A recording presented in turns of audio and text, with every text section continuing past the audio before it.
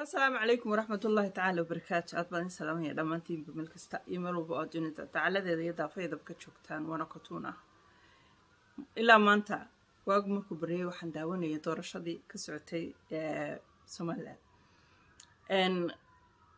so far وحنا أركي خلطات آدي آدو فربضان وكسب حي دور شدا runtii waa wax aad iyo aad loola yaabo qaladaadkan arkayay waxaa ka kow ahaa ina yar oo ah 10 jir oo codaynaya oo mas'uuliyiintii meesha joogtay ama haddii la yiraahdo beesha caalamka waxa la yiraahdo beesha caalamka haddaanka meesha joogay inankii raaytaysaa oo eegeen kaadhkiisa iyo ilmaha yar isma laha ilmaha yar wuxuu sitaa kaadh qof kulu sitaa intay saa u eegeen ayay ilmihii yaraa usidaayeen waxay dhadan lambarka caynkaas ka codey inta la isagay waa 10 jir waa ilmo yar aragtid inuu baby yahay weeyaan 10 jir weeyaan codeynayo la sii daayo waxaan kaloo arkay qaladaad kale aan arkay waxaa kamid ahaa dad dhan oo kaadhkoodiiba xaruntii markay yimaadeen saacadii oday lagu yiri halkan kuma qornidin kama codayn kartaan naga baxa dibadda nooga baxo dibadda taagan baan arkay oo qaylanayo le maxay tahay kaadhkayga kuma codayn karaan in arkay qaladaad aad iyo aad u fara badan ayaan ilaa saaka aan indhaha ku hayaan arkay waxa lagu leeyahay dimuqraadiyad war wax dimuqraadiyad la yiraahdo meesha ma jirto ma fahanti wax dimuqraadiyad la yiraahdo meesha ma jirto afrikaan baan horta dimuqraadiyad qorin oo aqooninba haddana afrikaankii wuu isdhaamayo Soomaali oo dadka ugu liitaan dimuqraadiyad xagee inooga timi horta marka ugu horeysa xaal siiyaan idin leeyahay dimuqraadiyadan ad afka ku dhufataan ka hadashaan xaal siiyaan idin leeyahay because dimuqraadiyadu sanma waxa weeyaan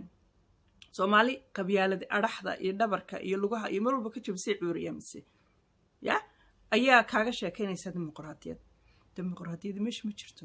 laakiin waxa jira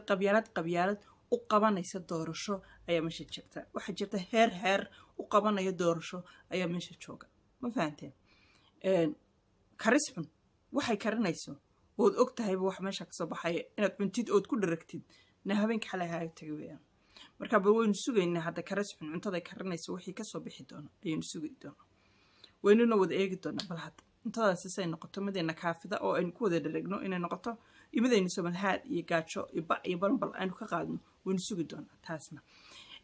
dad fara badan waxaan arkay goobaha aan anigu internetka ku leeyahay meesha doonta baa ahaatay ku soo qoraya sodogii Soomaali weyn ahaa maxaa Soomaaliland kaaga Soomaaliland oo baraf Soomaali weyn tuulada wax dhariga lagu walaaqayo iyo tuulada kale dhariga lagu walaaqaya Soomaaliland ba ku walaaqanaysa waa isku mid dadkii xagga dadka deganayna waa Soomaali idna meel kuma soo sheegin kuma soo qorin waa laga baxay Soomaali weyn kuma jiraan oo qoom kale magac kale loo sameeyay meel lagu soo qorin lagu soo sheegay marka horta hadalka yare raqiiska ah meelaha la carartaan maxaa ka gala iyo maxaad uga hadlaysaa iyo maxaa caynkana horta runtii waxaan aad iyo aad u jecelahay gacmihiina marka wax qoraysaan inaad la xisaabtantaan tolo gacantaadan waxaan ay qorayso iyo qalbigaaga waxa ku jira ma kala socdaan mise way wada socdaan inaad xisaabtantid baa loo baahan yahay markaad wax qoraysidna bid inaad ku dirtid maskax iyo caqli ayaa loo baahan yahay ood fikirtid ma fahantay maxaa kaa galay markaad qof ku leedahay shaqsi baa tahay adigu kaliya saan anigu shaqsiga u ahay ayaad adiguna shaqsi kaliya u tahay wax alaale waxaad mas-uul ka tahay ma jirto laakiin free baad u tahay meesha doontid inaad gashid waxaad doontid inaad ka hadashid meesha doontid yacni inaad raygaaga iyo fikirkaaga aad ka dhibatid free baad u tahay saan aniguna free ugu ahay meel alaale meeshan doono inaan galo oo fikirkayga iyo caqligayga iyo maskaxdaydaba aan ka dhibto ayaad adiguna free u tahay soo markaan ku leeyahay caqli iyo maskax ku dar markaad hadlaysid iyo markaad wax qoraysid taas ayaa loo baahan yahay inaad ka fikirtid shaqsi baa tahay naftaadaad xor u tahay laakiin qof kale naftiisa inaad charge garaysid iyo maxaa kaa galay looma baahna meesha kumana taalo فهمت marka waynu sugaynaa hadda karisxun cuntada karinayso waxay ka soo bixi doona waxay heen waynu sugi doonaa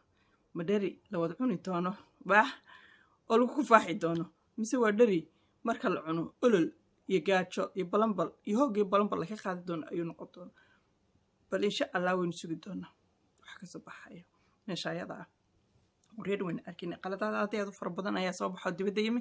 already waynu arkaynay dhibaatooyinkii maanta oo dhan meesha ka soconayay waynu arkaynay waxaasoo dhan de waxay wax maanta oo dhan horteena soconayay oo la arkayo laakiin fiidiyoyadii oo dhan way isu soo wada ururinayaa bit by bit ayaan idinku soo gudbinayaa si aan mataqaanaa u wada qaybsano inuu ogaano wax dimuqraadiyad la irada meesha ma jirto afrikaankan idinka sheekeynaya haddaba in yar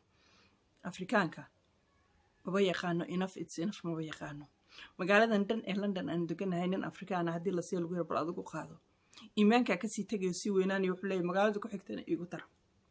magaalada ku xigtana haddii lagu daro iimaanka ka sii tagayo wuxuu leeyahay ta saddexaadna igu dar afrikaanku waa dharagtay it's enough maba yaqaano Soomaali baba ka sii liidataa taxadka joogtaa taxadka ayay joogtaa ma fahanteen marka enough it's enough maba yaqaano xoolaha adduunka waxa jooga oo dhan dam haddii ka siyaanay liqaan ya waan dhargay ee dadkan harahayga jooga way baahan yihiin ma way yaqaanaan qoraan maajingare afrikaankii baa caynkaasa bal muxuu Soomaali sameynaya ilaa mid ku dhashay muxuu sameynaya ya xoolaha adduunka dhan masaakiinta dhan oo dadkii oo dhan sagoo damka siiyoo liqay ya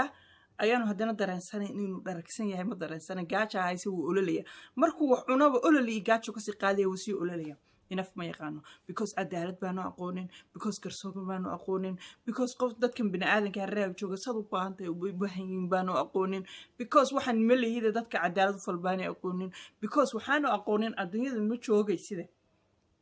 adduunyada ma joogay sida waxaan maleeyay bal hadda isbasri oo cadaalad falbaanay aqoonin قرآن يا دكسي هيلبا يا دكسي بريسة أو اسكتشرا هدي ماشى لصادقه يا أفريقيا عقل كيسان دي شيء يقولوا الصومالي عقل كيسان دي شيء هدي ماشى لصادقه